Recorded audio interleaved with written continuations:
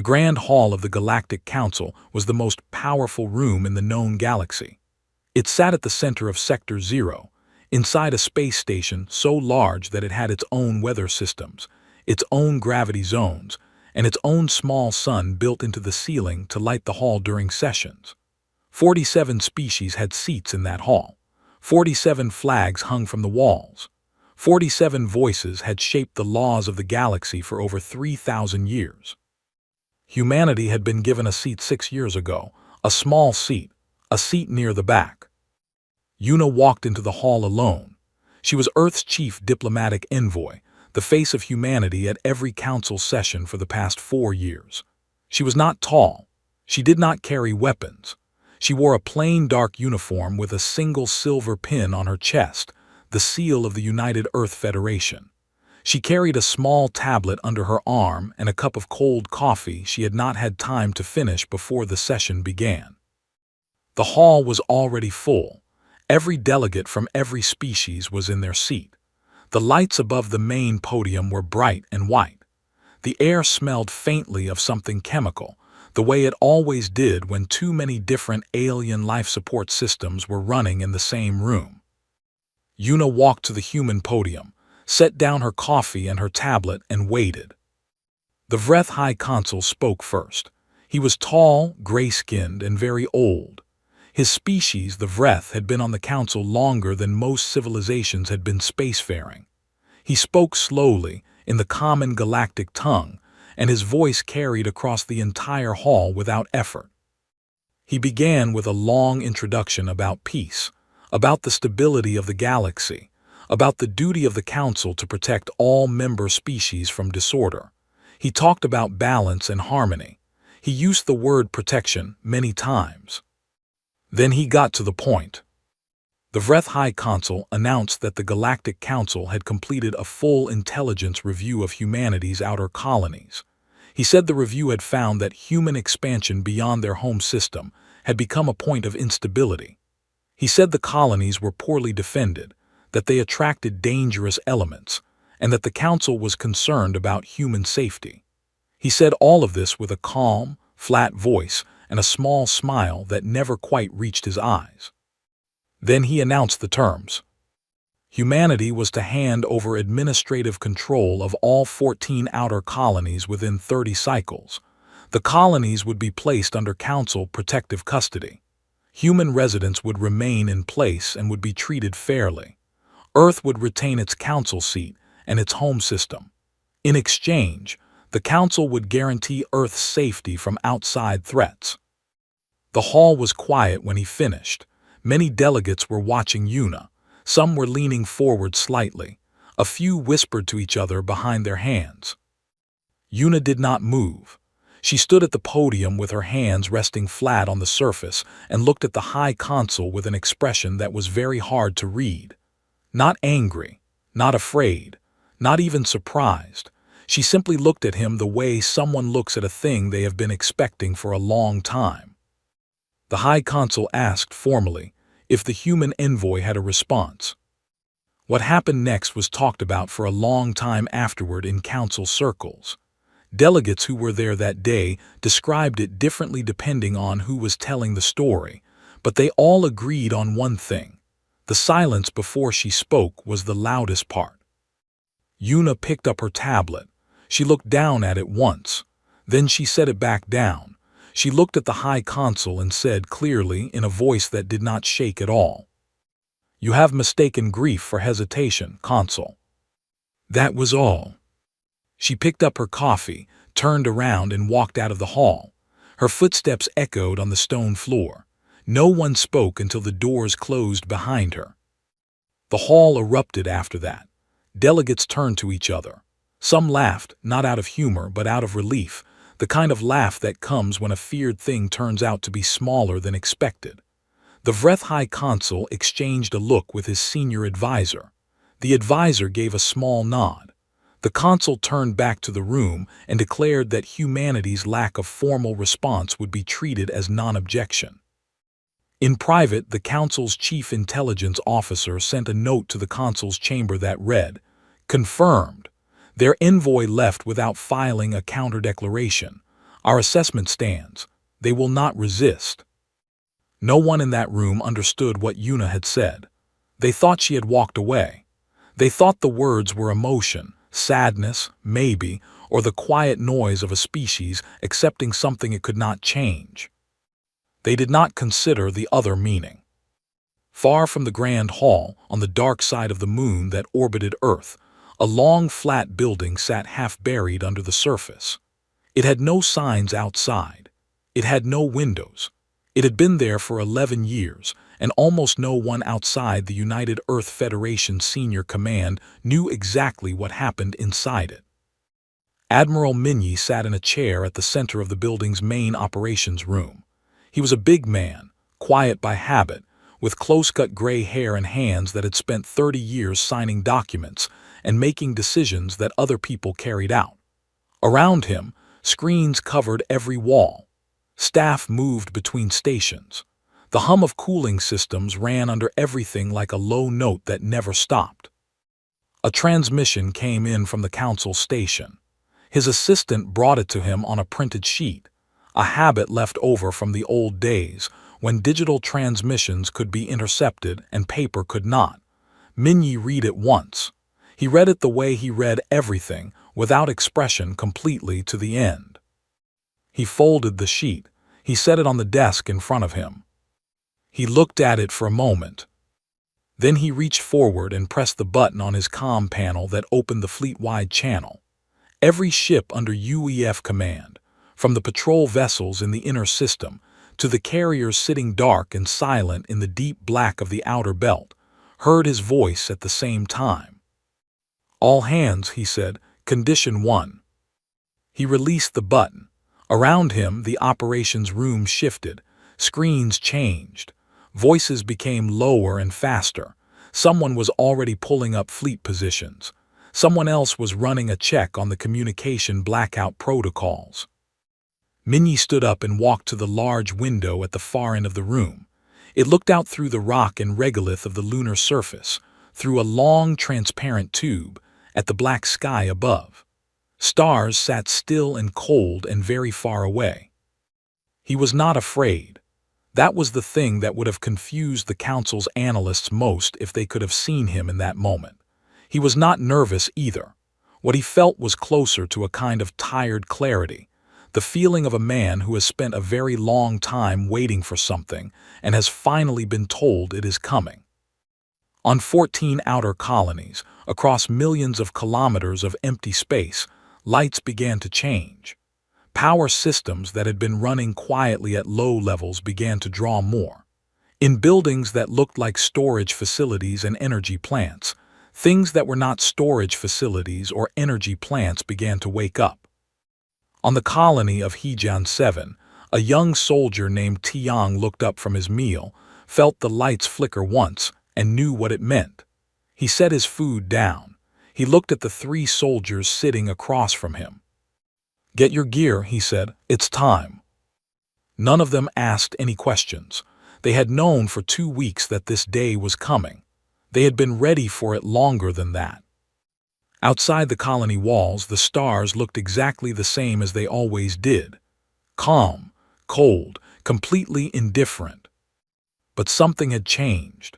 Something that the council, sitting in its grand hall 40 light years away, would not understand until it was already too late to change course. Humanity had heard the terms, and humanity had already decided. The Council's peacekeeping armada left Sector 0 6 days after the Grand Hall session. 200 warships, organized into 4 battle groups, moved through the lanes of deep space toward the outer edge of human territory. It was a large force. It was, by most galactic standards, an overwhelming one.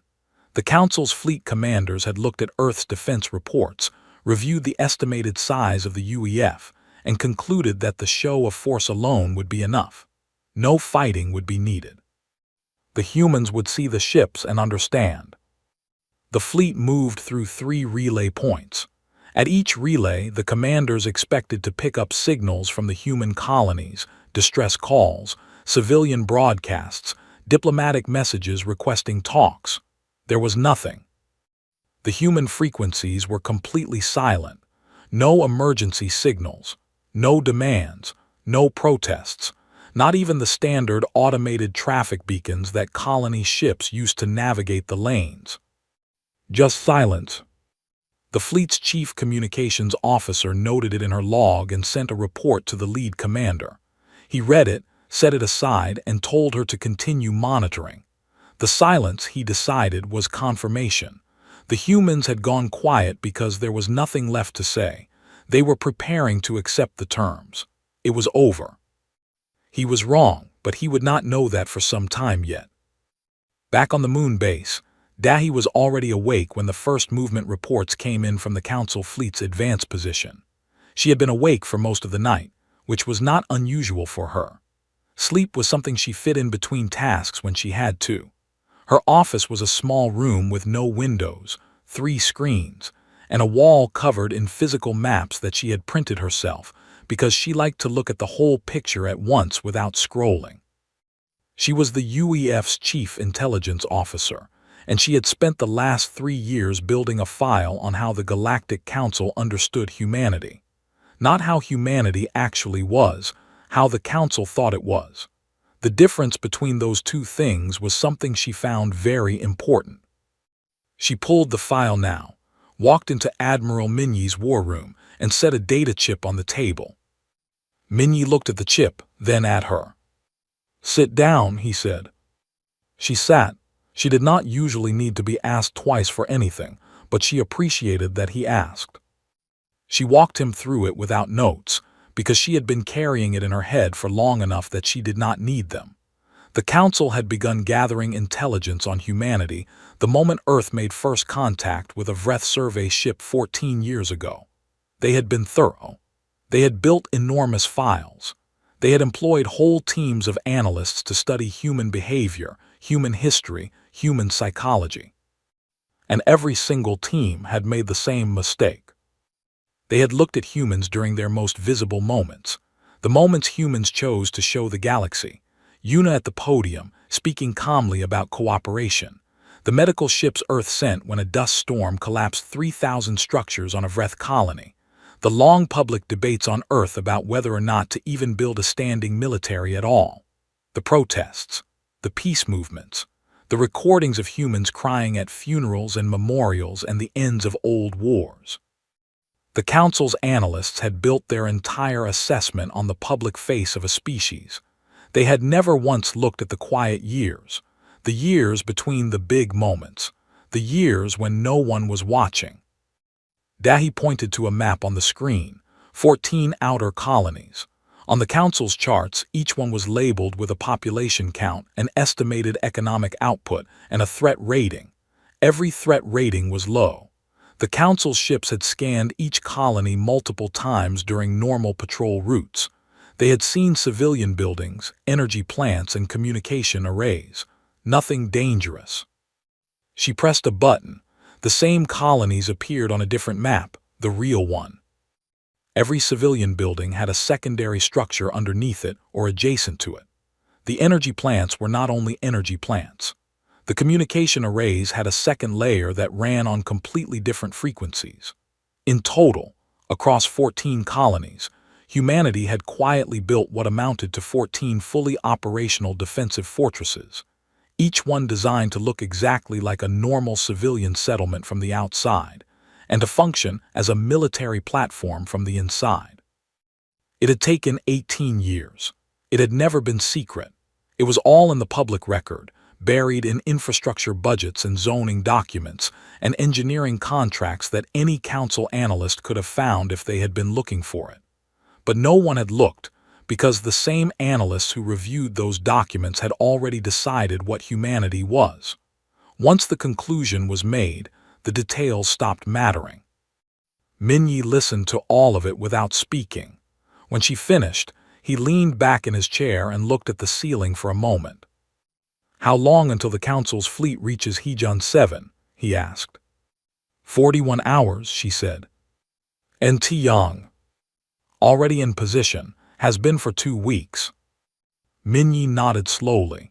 "They're going to be very surprised," he said. He did not say it with satisfaction.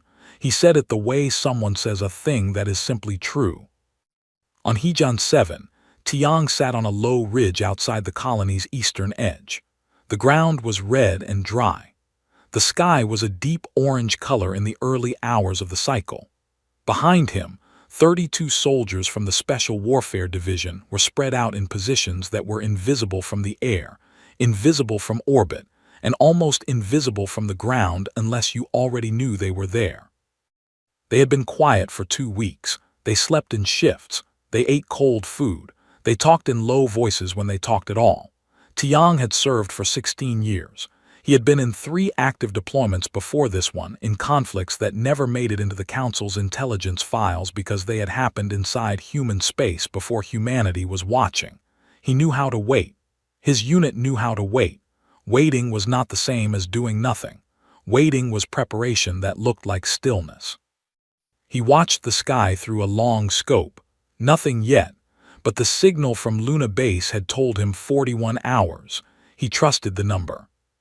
He looked over at the soldier nearest to him, a young man who had been on his first actual deployment and had done very well so far. He had been quiet and careful, and had not asked unnecessary questions.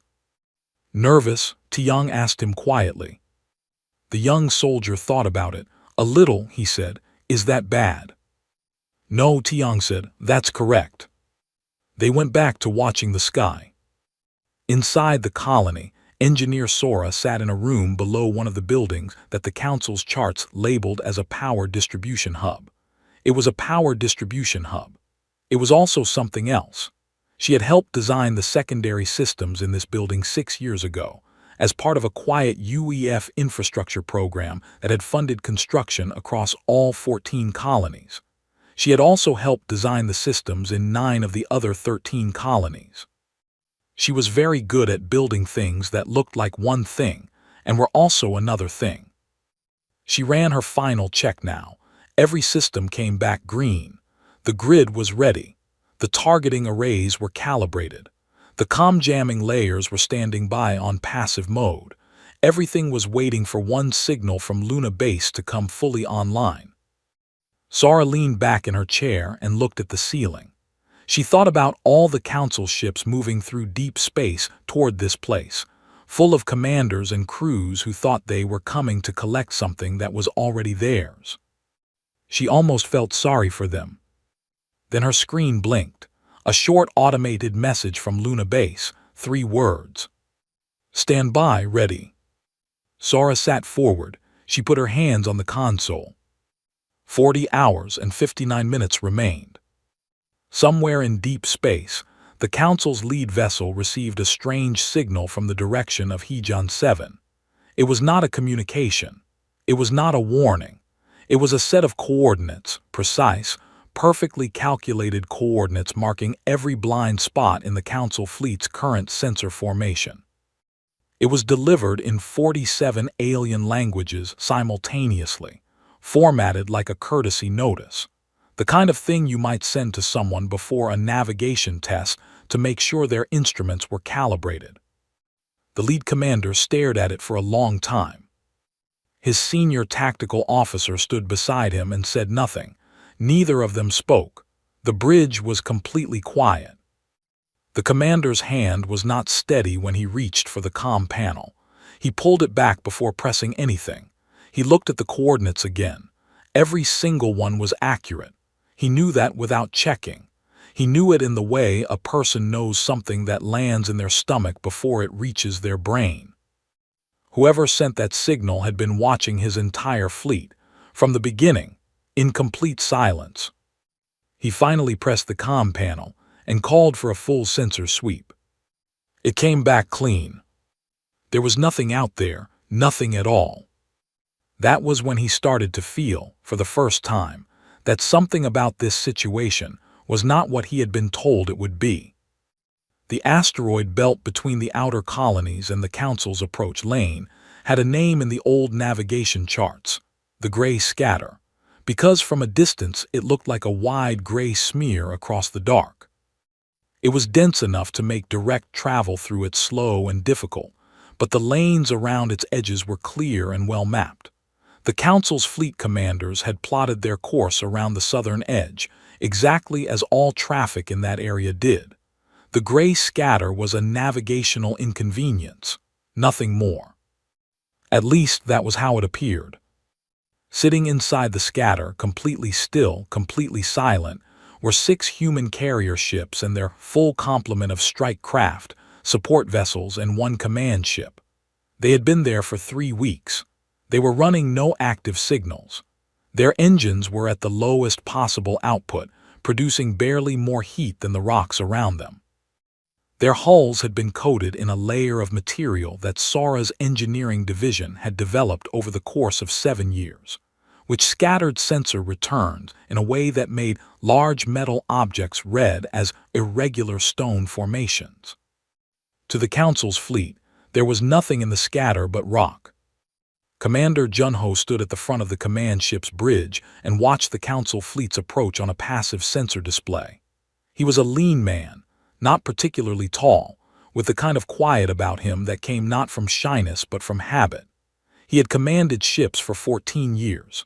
He had spent most of those years in the kind of deployments that never made it onto official records, the work that got done in the dark, in the silence, without ceremony. He watched the Council fleet move along the southern lane in clean formation, 200 ships. The formation was tight and professional. He respected that at least. They were not careless. He turned to the man at the communications station and gave him a single nod. The man nodded back and sent a short encoded pulse to the strike wing bay below. In the bay, Wusung was already in his craft. He had been suited up for 6 hours. The other pilots of the first strike wing, 54 craft in total, were all in their seats, all systems warm, all waiting. They had rehearsed this specific engagement 11 times in simulation over the past 3 weeks. Each run had been slightly different. Each time, Junho had changed 1 variable, 1 ship position, 1 timing detail, 1 approach angle, and the pilots had adapted. By the 11th run, they could do it without a single voice communication. That was the point.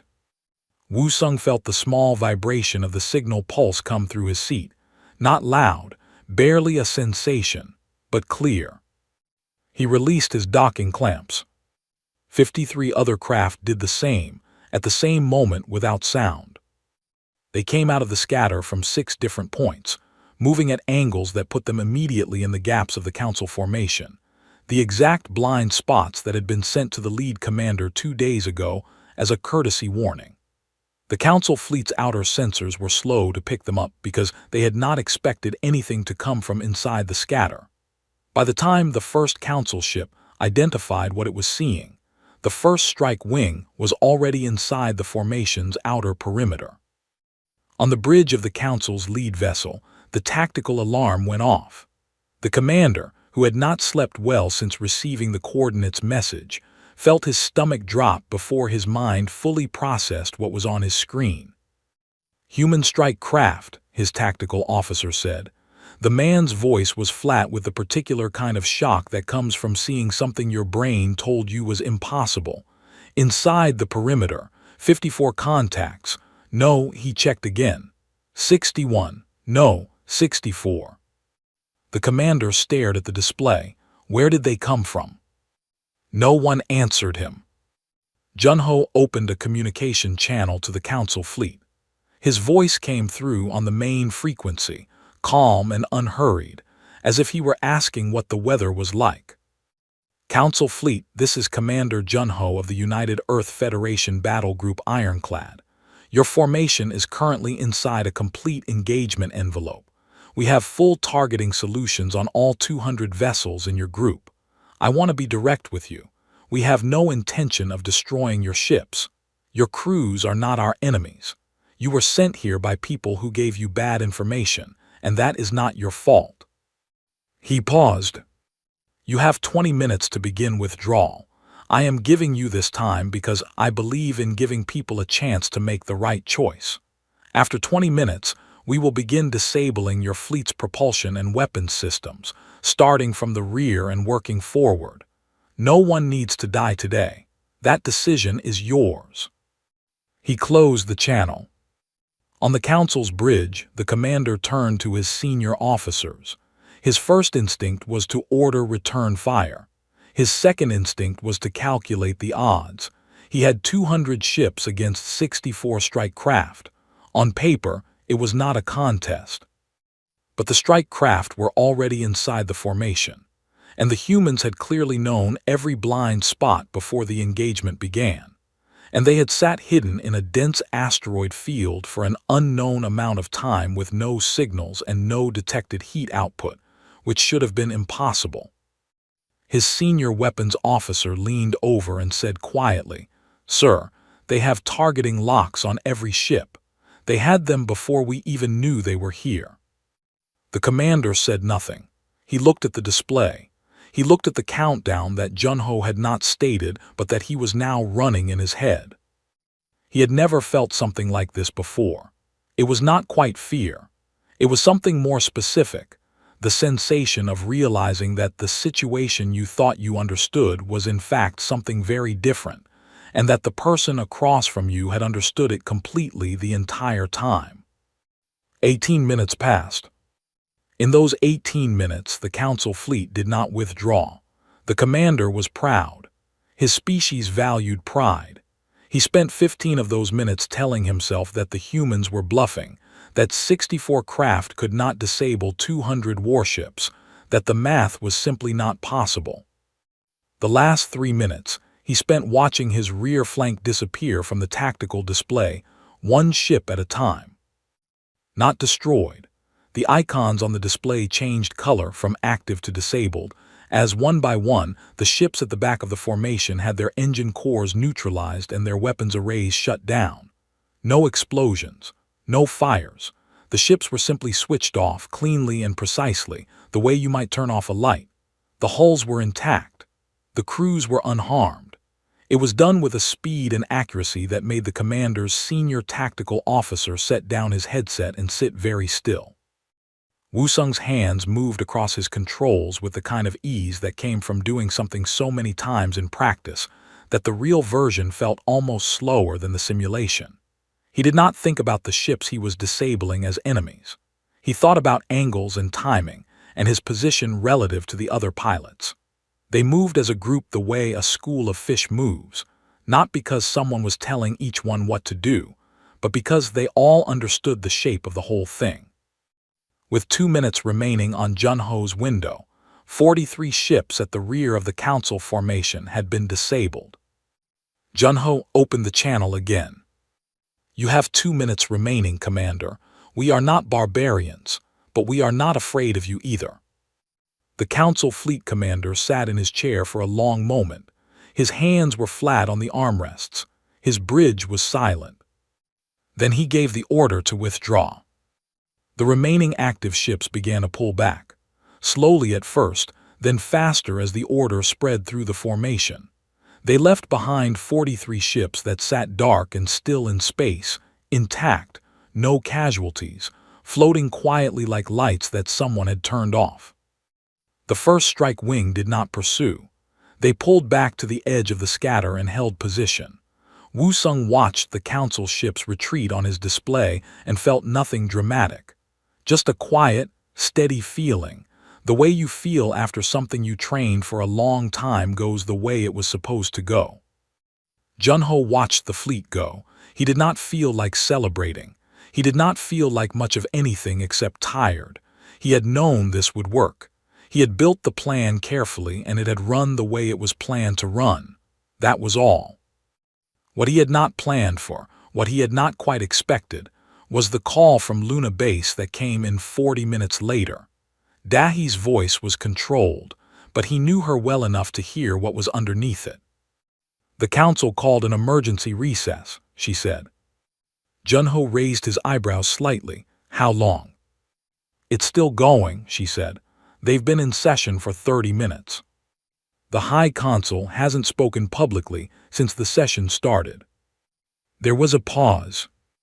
"Junho," she said, 7 species have already requested updated intelligence files on human military capability. 7, in 30 minutes. Junho looked out the window at the silent shape of the scatter behind him. He thought about everything it had taken to build to this moment. All the quiet years, all the unseen preparation, all the times someone in the galaxy had looked at humanity and seen something small. "Good," he said simply. He closed the channel and looked at the stars. 40 light-years away, in the Grand Hall of the Galactic Council, 47 species were learning, for the first time, that they had never actually known what humanity was. And that feeling, that specific, cold, creeping feeling of realizing you have badly misjudged something, was only just beginning. The second time Una walked into the Grand Hall of the Galactic Council, the hall felt different. The first time, the room had been full of a particular kind of energy, the buzzing, confident noise of people who believed they already knew how a story ended. This time, the hall was full of a different kind of quiet, the kind that comes when many people are thinking very hard and none of them want to be the first to speak. Every seat was filled, every delegate was present. Even species that rarely sent their senior representatives to ordinary sessions had their highest-ranking officials in the room today. Una walked through the main doors and did not stop. Behind her in a line came Junho in his dress uniform, Tiang in his and Sara in hers. The four of them moved at a steady pace up the long central aisle. Their footsteps were the only sound. Nara walked behind them at a slight distance, carrying a case of documents. She was young, the UEF's liaison officer, and she had been at the council station for the past 2 years. She had watched the first session from the side gallery. She had watched everything that happened since from her post at the human delegation's office. She had seen many things she would not forget, but she thought she would remember this walk most of all. The High Consul was already at his position. He watched the humans come down the aisle with an expression that was difficult to name. It was not angry. It was not welcoming. It was the expression of a very experienced person processing something that did not fit any category they had prepared for. Una reached the human podium.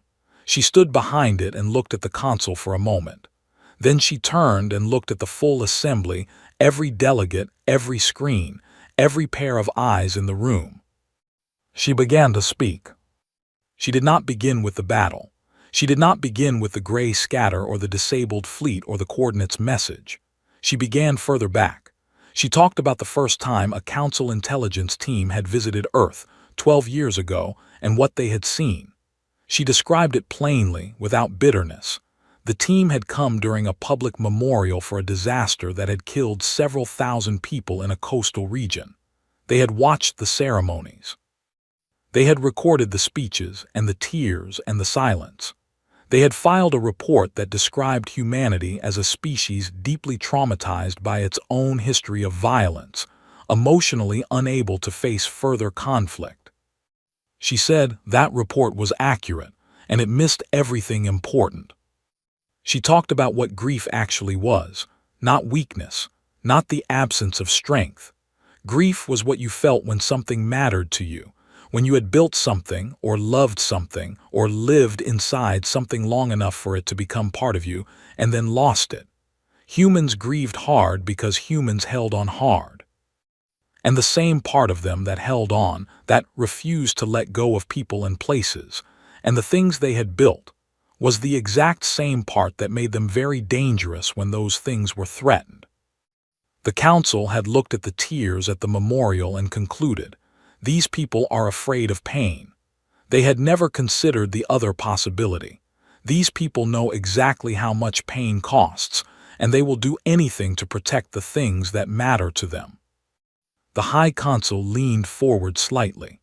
The question of your psychological profile is not the primary issue before this council today, Envoy. It is the only issue before this council today, Consul, Una said quietly. Because every decision your body made about humanity was built on a misreading of what we are. We would like to correct the record. She nodded to Dahi, who was seated at the side panel.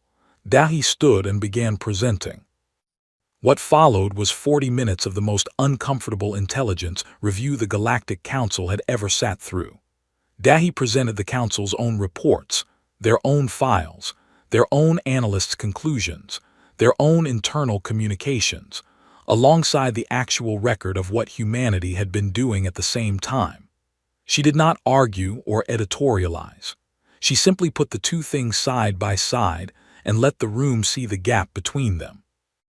The Council had noted, 7 years ago, that Earth was investing heavily in outer colony infrastructure. Their report concluded it was economic development. The actual investment had included the construction of defensive platforms in all 14 colonies. The documentation for this had been publicly filed with the UEF Infrastructure Bureau and was available to anyone who requested it. No one had. The Council had noted, 4 years ago, that human military spending appeared to be decreasing as a percentage of national output. It was, because the construction phase was complete and the ongoing maintenance cost was lower. A junior council analyst had flagged this as a possible discrepancy. The note had been reviewed and dismissed by a senior analyst who wrote in the margin, consistent with known human conflict aversion pattern. The Council had noted 2 years ago that Earth had significantly increased pilot training hours across its strike wings. The report filed by the monitoring team described this as routine safety improvements. The word routine appeared 6 times in a document that should have had alarm signals attached to every paragraph. Several delegates were very still as Dahi spoke. One of the VRETH senior advisors had stopped writing notes. He was just listening. When Dahi finished, the hall was quiet for a long moment. The High Consul said carefully, "You are suggesting our intelligence apparatus failed at a foundational level." "I am showing you that it did," Dahi said. "Not because your people are not capable, because they were given a conclusion first and asked to find evidence for it second." More quiet. Then Tiang was given the floor. He had not been part of the original agenda. Yuna had added him at the last moment because she felt the room needed to hear from someone who was not a diplomat or an analyst. He walked to the secondary speaking position, which was a lower podium to the right of the main one. He was not a tall man, but he stood like someone who had decided long ago that height was not the relevant measurement. He did not have a prepared speech. He looked at the assembled delegates for a moment, and when he spoke, his voice was quiet and very level. "I have been a soldier for 16 years, he said. "I have served in conflicts that most of you do not have records of because they happened inside our space. I have watched people I served with die. I have been injured 3 times. I have made decisions that I carry with me every day." He paused. "I want you to understand something. Every human soldier I have ever served with hated war. Not some of them, all of them. We hate it the way you hate something that takes from you constantly and gives nothing back. We know exactly what it costs. We can list the cost by name because most of us have a list." He let that sit for a moment. "We have been in wars that lasted 100 years.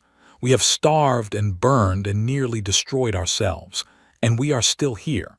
We did not survive all of that to be afraid of you." He stepped back from the podium. The silence this time was different from all the other silences the hall had held that day. It was deeper. Several delegates were looking at the table in front of them. One of the smaller species representatives, a creature with large round eyes who had said nothing all session, was staring at Tiang with an expression of complete attention. The High Consul was quiet for a long time. Then he asked, in a tone that had lost the flatness it usually carried, what humanity's terms were. Yuna opened the document case that Nara had been holding. She took out a single printed document, physical paper, the kind that had no digital component to intercept or alter. She walked it across the floor herself and placed it on the surface in front of the High Consul. He looked down at it. It was not a list of demands. It was not a declaration of war or a claim for damages or a list of conditions. It was a revised mutual defense treaty, one that replaced the original council membership framework with something built on equal standing, equitable contribution, shared access, no protective custody clauses, No colony surrender terms. No language that treated any species as less than another. It had been written by a team of human and allied legal scholars over the course of 2 years, quietly, in the expectation that this moment would eventually come. The High Consul read it slowly. His senior advisor leaned over and read it with him. 3 council member species raised their signing flags before the consul had finished reading. 3 more did so while he was still on the second page. He reached the end. He looked at Yuna. She was watching him with that same expression she had worn in the hall before, not angry, not cold, not triumphant, just steady. He reached for the pen. In the side gallery, a junior delegate from a small species that had joined the council only 8 years ago leaned toward his senior colleague and whispered in their shared language, "We almost went to war with them. We almost went to war with them, and we didn't even know what they were." His colleague did not answer. She was watching the High Consul sign the document. Her face said everything her mouth did not. The pen touched the paper, and 47 species entered a new chapter of history, one that none of them had written the beginning of, but all of them would have to live inside from this point forward. 3 months after the Sector 0 Accord was signed, the colony of HFY looked exactly the way it always had from the outside. The red ground was the same. The orange sky was the same.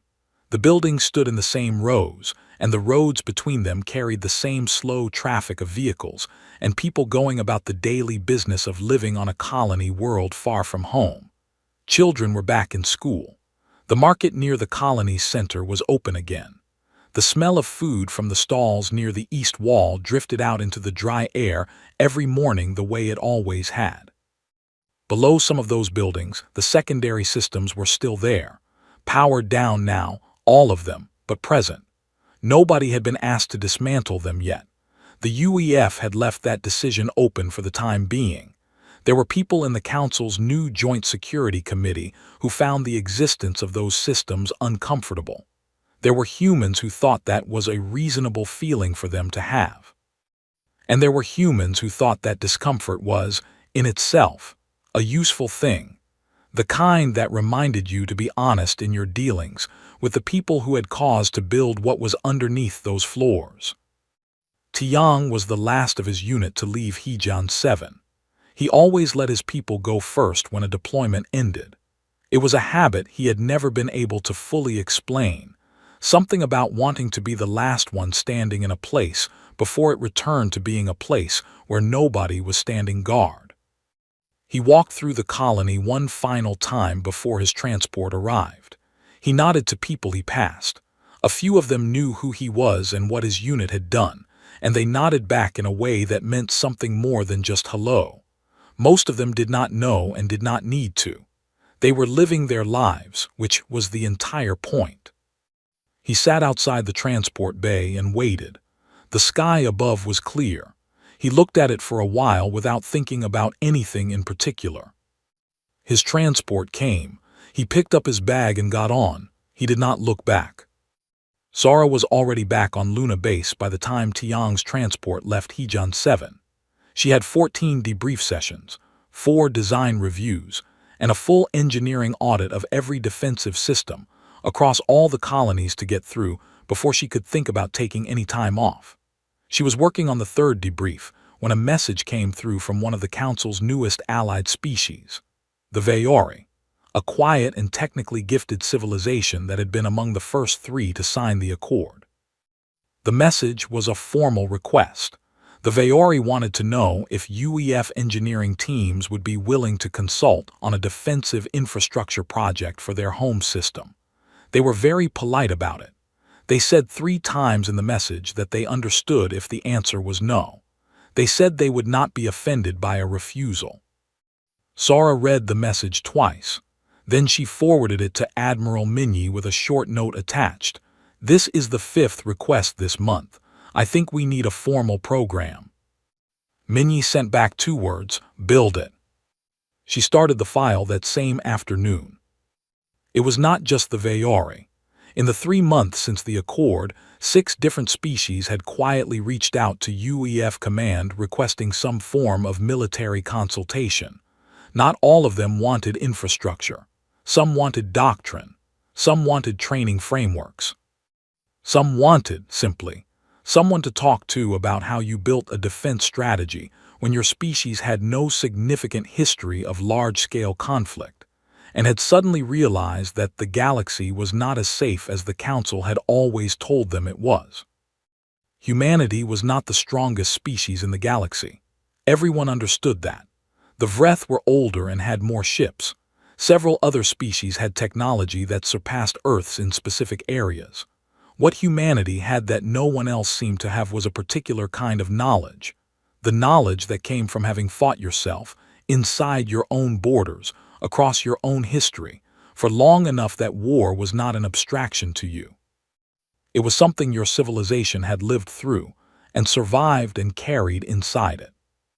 The understanding that strength and the hatred of violence were not opposite things, that you could mourn every war deeply and still be the most prepared civilization in the room, was something that could not be learned from a book or a simulation. It had to come from somewhere real. For humanity, it came from a history that was full of darkness and also full of the particular stubborn refusal to stay in the dark. That was what the other species were asking for, even the ones who did not have the words for it yet. Junho was given leave after the debrief cycle ended. He took it, which surprised some of his staff. He spent the first week doing almost nothing. He slept, which was something his body had needed for a long time. He ate meals that were not ship rations. He went outside and walked in places that were not corridors. On the 8th day of his leave, he went back to the ironclad. He told his crew he was just checking in, which everyone accepted as a perfectly normal thing for him to do, because it was perfectly normal for him to do. He stood on the observation deck at the front of the ship and looked at the planet below. Not Earth this time, a transit stop, a colony world closer to the outer belt. It was a small world, mostly gray-green with thin cloud cover. Nothing dramatic, just a place where people lived. Sora came up behind him. She had been on board for a supply transfer and had seen his name on the manifest. She had brought 2 cups of coffee. She handed him one without asking if he wanted it, because she knew he always wanted it. They stood together and looked at the planet for a while. "Did you think it would work?" she asked eventually. "The whole thing from the beginning?" Junho thought about it. He was not a person who answered questions faster than he needed to. "I thought it could work," he said. "That's not the same thing." Sora nodded. That was a good enough answer for her. They finished their coffee in silence. Outside, the stars were everywhere, cold and still and very far apart. Wusung filed his last debrief report from the first strike wing 3 weeks after returning to base. He was thorough with paperwork, which was something his flight commander had always found surprising in a pilot who was otherwise very loose about procedural details. He said it was because the record mattered. You had to be honest in the record. At the bottom of the debrief document, there was a field for personal notes. It was optional. Most pilots left it blank. Wusung looked at the empty field for a while before he typed anything. Then he wrote, "They thought we were afraid. We're always afraid. That was never the point." He filed the report and closed his screen and went to find something to eat. Yuna stayed at the council station. The Accord had created a new standing committee, the Joint Galactic Security Forum, and Earth had been asked to co-chair it. She accepted. Because it was the right thing to do, and because the alternative was leaving it to someone else who might do it less carefully. The work was slow and often frustrating.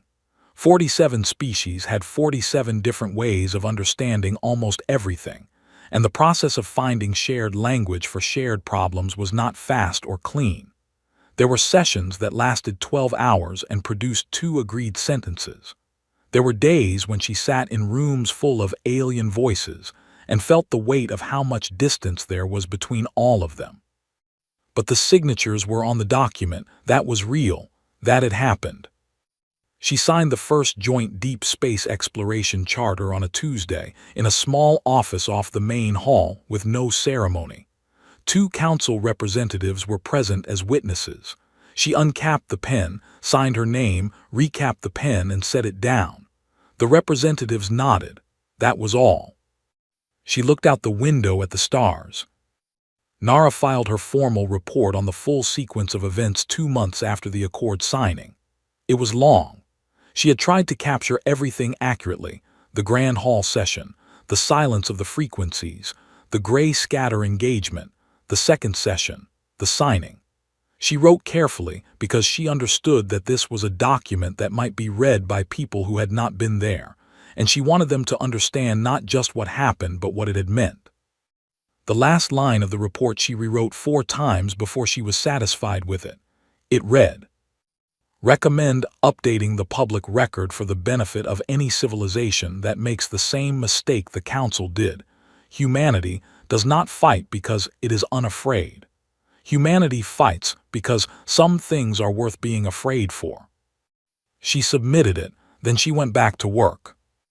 Across the galaxy, 47 species updated their intelligence files on humanity that year. Every classification was reviewed. Every threat rating was reconsidered. Every summary was rewritten.